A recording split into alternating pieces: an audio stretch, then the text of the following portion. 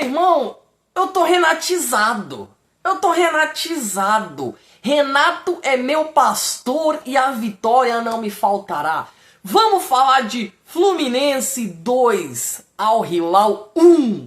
Pra gente finalizar com aquele famoso canto, né, que entoou a torcida do Fluminense. A-E-I-O-U, europeu ganhando o mundo, agora é o meu peru, rapá. Vamos falar de Fluminense 2, Al Hilal 1. Resultado maravilhoso, histórico, gigantesco pro Fluminense.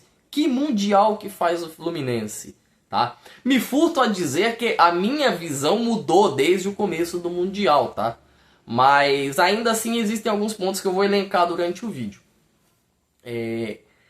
O Fluminense, ele foi senhor do jogo em maior parte do tempo, tá? Ele faz um primeiro tempo muito bem, muito robusto, muito qualificado, não teve muitos sustos pra gente falar bem o português mesmo, tá?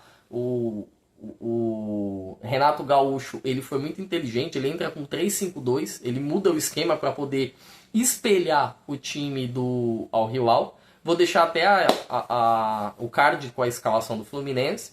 Fluminense que vem com o Fábio, né, e uma trinca de zagueiros com o Thiago Silva, o Ignacio que jogou uma barbaridade, melhor em campo, um dos melhores, tá? E o Freitas, mais à frente você tinha o Nonato, o Martinelli e, né, o Bernal, Facundo Bernal. Nas lalas você tinha, né, o Gabriel Fuentes e você tinha o Samuel Xavier. Na frente, Arias e Cano, o homem do L, tá? O Fluminense começa bem, como eu já deixei bem claro aqui, ele não tem muitos sustos, o Thiago Silva com uma atuação bem tranquila, até porque a característica do Al Hilal é diferente, não é um time que é de propor jogo, é um time que vai muito bem quando é atacado. O City teve muitas dificuldades quando precisou diminuir as suas linhas, porque o Al Hilal ele é um time que costuma, não é contra-atacar, mas sim atacar o espaço vazio.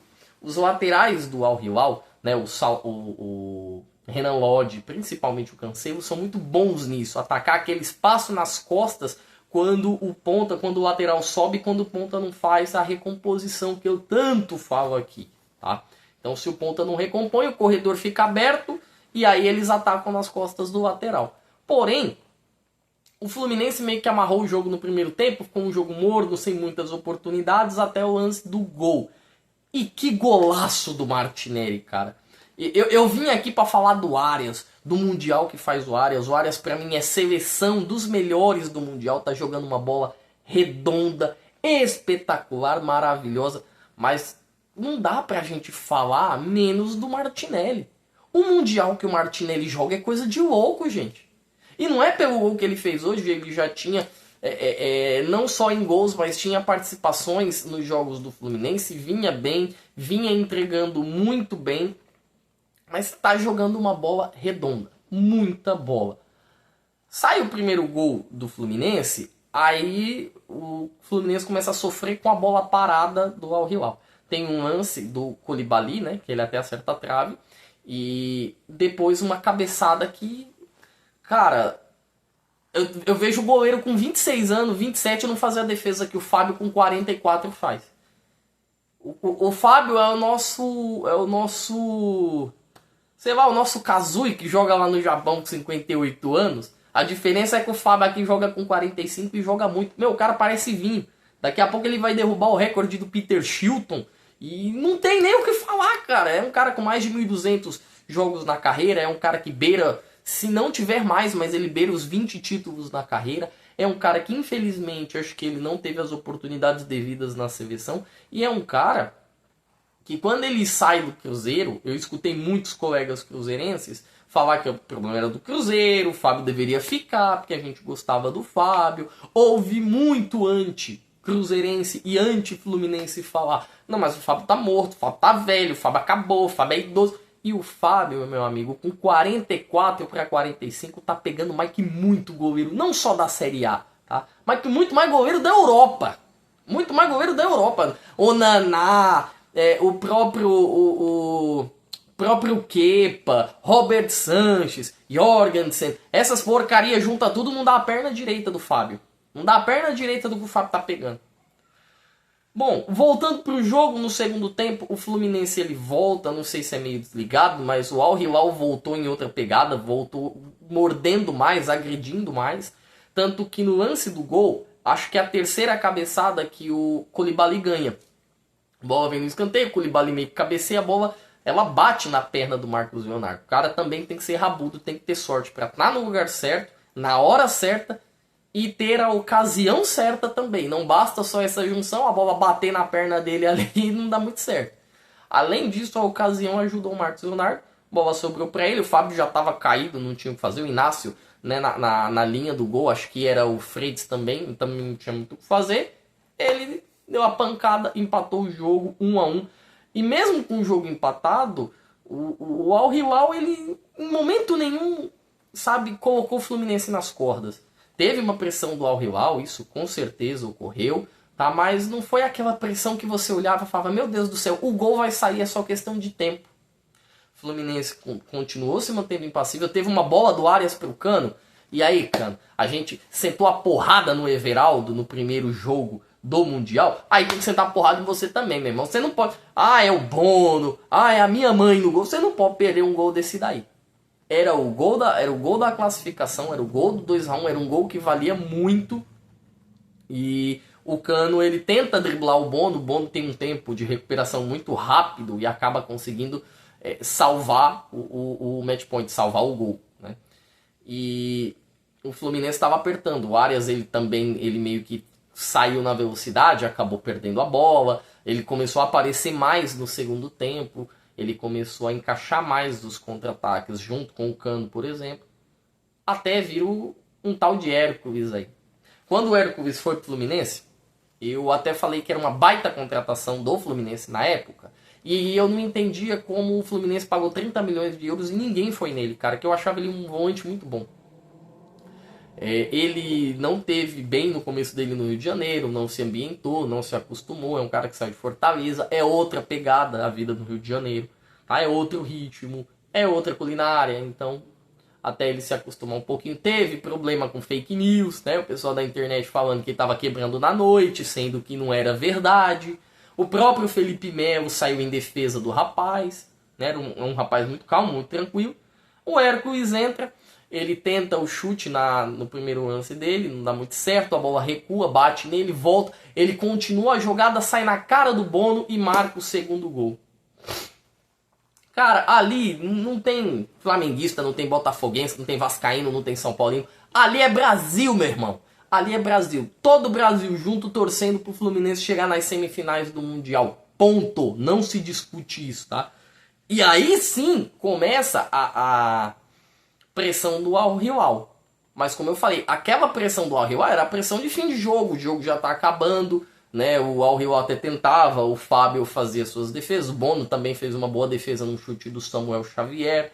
Mas não era aquela coisa que você olhava e falava, meu Deus, os caras vão empatar. Não, é aquela pressão de fim de jogo. Foi uma pressão pesada? Foi uma pressão pesada. Mas o Fluminense, creio que conseguiu se segurar bem e explorar, do mesmo jeito que ele fez com a Inter, explorar as falhas do sistema do Al Hilal, espelhando o sistema. Como eu falei no jogo da Inter, aconteceu a mesma coisa hoje. O Renato espelha o sistema como um bom jogador de xadrez e joga em cima das falhas do Al Hilal. Praticamente pleníssimo, perfeito. À exceção dos problemas da bola aérea que o Fluminense teve com o Koulibaly. Mas o Fluminense fez um jogo que beirou a perfeição. Jogo finalizado, 2-1 Fluminense na semifinal do Mundial. E, meu irmão, o Fluminense ganhou exatamente 121 milhões de reais em premiações, tá? Com os descontos ali de algumas taxações, dá 113 milhões de reais. O Fluminense nesse Mundial, ele arrecadou em premiações 340 milhões de reais. 340 milhões, gente, é muita coisa. É quase um prêmio de 3 Libertadores. Você precisaria, para chegar a 340 milhões hoje, você tem que ganhar 3 Libertadores. Porque hoje a Libertadores vale 124, vezes 3 dá 342. Né? 372. Por 32 milhões de diferença. Entendeu? Então, o Fluminense tem as vitórias em cima. Né? Cada vitória dá 11 milhões e cada empate dá 5 milhões e meio. Tem as vitórias em cima do Ulsan, né? Tem os empates em cima do Borussia e do Mamelodi, tem a vitória em cima da Inter e tem a vitória em cima do Al Hilal. Fernando, você considera que a maior participação de um brasileiro em um Mundial? Nesse formato, com certeza, esse formato é o primeiro. No total, no todo, eu ainda não considero, porque, por exemplo, para mim, uma das maiores que eu vi foi o Inter em 2006 jogar bola, propor em cima do Barcelona do Ronaldinho.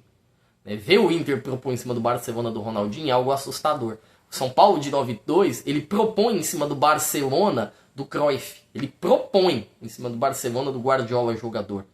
Então, eram equipes de outro patamar, era um patamar enorme, e equipes brasileiras chegaram, e o Flamengo de 81, não vou falar muito porque o Liverpool, o próprio dito pelo Liverpool, não levou tanto assim, né? O Grobbelaar, que era goleiro do Liverpool na época, até falou que, olha, não levamos tão a sério quanto deveríamos ter levado, né? Não conhecíamos o Flamengo do Zico. Resultado? Nabo.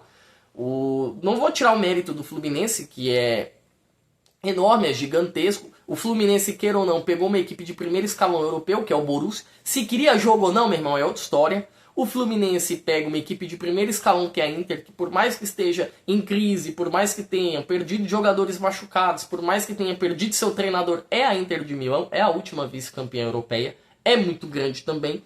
E o Fluminense pega uma equipe de orçamento de 1 bilhão, que é o Al Hilal. O Al Hilal, ele tem uma folha salarial de 110 milhões de reais. É muita coisa. É muita coisa pra gente não mensurar o feito do Fluminense como um dos maiores que eu já vi, tá? O Fluminense, ele tem feitos comparados a campeões mundiais. Se vai ganhar ou não, não sei. Mas, agora, eu já achava que os brasileiros não passavam das quartas de final do Mundial. A minha visão era essa, não vai passar das quartas. Dependendo do sorteio. Eu ainda falei, não vejo o brasileiro passando das quartas. Já tomei na tarraqueta, já quebrei a cara. Tem brasileiro numa semifinal, que é o Fluminense. E não vou falar nada, porque dependendo, cara, se pega o Chelsea, se pega o Palmeiras, pode chegar numa final. E aí, meu irmão? Um jogo só, entendeu? E o Fluminense, se você pegar os dados do jogo, o Fluminense chuta menos do gol, tem menos posse de bola. Mas o que importa, o que interessa, é bola na rede, meu irmão. O Fluminense tem 10 chutes, 3 vão no gol. O Al Hilal tem 15, 4 vão no gol. Né? A gente tem mais cantos pro Al Hilal, inclusive, do que pro Fluminense. Mais posse de bola pro Al Hilal, tem 57 contra 43 do Fluminense. Mas, como eu falei, futebol é bola na rede. É bola na rede, cara. E antes de falar, eu ia falar do Arias, eu ia falar do Hércules, mas antes eu tenho que falar do bonitão aqui, ó. O papai Renato manja, meu irmão. O Renato manja. Eu já tinha falado no jogo do Fluminense contra a Inter. O Renato, ele tem uma questão de provocar, de falar e muitas vezes de cumprir. Às vezes, quando ele não cumpre também, vira meme, né? Quem não se lembra dos 200 milhões? Se eu tivesse 200 milhões para investir que nem o Flamengo tem, eu ganhava tudo. Foi pro Flamengo, não ganhou. Mas o Renato sempre foi um cara gigantesco. E justiça seja feita. É bom ver o Renato ganhar com o Fluminense. É bom ver o Renato se destacar com o Fluminense. Porque até hoje tá engasgado aquela final de Libertadores pra LDU de 2008. Até hoje. Né? Eu não consegui imaginar o Renato passando por aquele São Paulo, que pra mim foi um dos mais fortes que eu vi. Né? Não vi os times de 92 nem de 93, mas o time de 2008 era muito forte. Passa pelo Boca, que era um time fortíssimo, beleza, que era o pós-Riquelme, Riquelme tinha saído em 2007, e aí chega na final e perde pra LDU.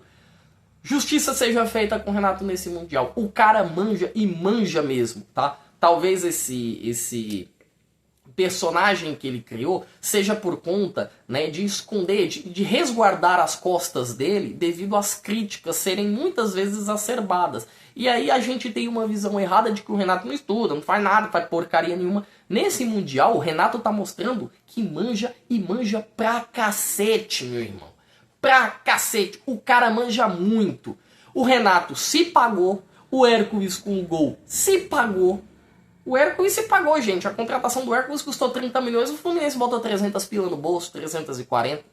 O Renato custa 1 milhão e 800, ok, o Fluminense meteu 340 no bolso. Olha o tamanho do Mundial, olha a representatividade do Fluminense no Mundial. A ver, pra gente poder finalizar o vídeo, que Eu tô vendo muita gente falar, ó, o sul-americano é melhor que o europeu, isso e aquilo, outro, mas quando chega no Brasil, perde pro Mirassol 11h30 da manhã no domingo, aí é uma porcaria. Gente, futebol tem várias facetas, futebol tem várias camadas, e uma delas é a da mobilização, tá? Eu não vou falar que Inter de Milão e Al Hilal não estavam mobilizados, porque estavam. O Fluminense ganhou, jogou bola e foi estratégico, foi cirúrgico, tá? Não é que estava só mais mobilizado. O Fluminense estava muito mobilizado também. Mas entenda, torcedor. A mobilização e o foco, o nível de concentração que o teu time que está jogando o Mundial está tendo para enfrentar um desafio, não vai ser o mesmo que ele vai ter num campeonato brasileiro, num campeonato estadual. Por quê? Porque jogos como o de hoje valem muito, tá? Valem 100 milhões, 70 milhões. Um jogo não vai valer nada no Campeonato Brasileiro às 11h30 da manhã. A motivação, o determinismo, o foco, tá? É outro. Apenas entendam essas questões.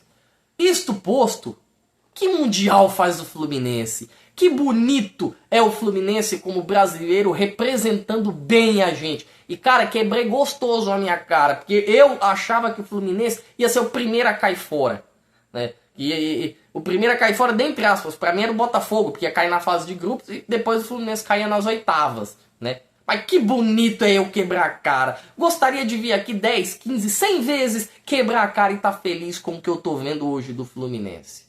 Por favor, você comente no vídeo, fala o que você achou, fala do Arias, fala do menino Hércules que está sendo abençoado, eternizado Renato Gaúcho. Deixa o teu comentário aqui, você curta, você compartilha e você se inscreve nessa jossa que eu quero chegar logo nos 200 inscritos, meu irmão. Que por hoje chega, daqui a pouco tem porco. Hoje à noite ainda vara muito.